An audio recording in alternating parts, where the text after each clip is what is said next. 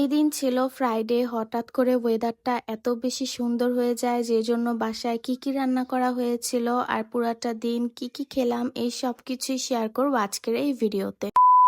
সকালবেলা অনেক বেশি গরম ছিল, বাট 11টার পর থেকে আকাশটা একদম মেঘলা হয়ে যায়। তারপর অনেকক্ষণ যাবৎ বৃষ্টি ছিল। এই দিন যেহেতু ফ্রাইডে ছিল তাই বাইরে থেকে নাস্তা আনা হয়েছিল। এই ভাজিটা অনেক বেশি মজা ছিল, এটাতে লাউ পেঁপে সবকিছুই অ্যাড করা ছিল। টানা অনেক দিন অনেক বেশি গরম ছিল, তো বৃষ্টি দেখে এই দিন সবাই অনেক বেশি খুশি হয়ে গিয়েছিল। মাহিরাও জানালার পাশে একদম দাঁড়িয়ে দাঁড়িয়ে বৃষ্টি দেখছিল। তারপর আমি আমার রুমে আসলাম আর এসে দেখি এইদিকে একটা কুরকুরে চিপস ছিল, তো এটাই খাচ্ছিলাম। বাট এটা আমি তেমন একটা খাই না, অল্প একটুই খেয়েছিলাম। আমাদের বাসার পাশে একটা মসজিদ ছিল, তো আহাত আর মিহাত দুইজনই ওইদিকে নামাজ পড়তে যাচ্ছিল। ওরা বেশিরভাগ সময় একা একাই যায়। এইদিকে গরুর মাংস রান্না করা হচ্ছিল, আর গরুর মাংসের কালারটা যাতে অনেক বেশি সুন্দর লাগে এই জন্য উপর থেকে পেঁয়াজের বেরেস্তাও দেওয়া হয়। বাহিরে যেহেতু অনেক বৃষ্টি হচ্ছিল তাই ভুনা খিচুড়িও সাথে রান্না করা হচ্ছিল।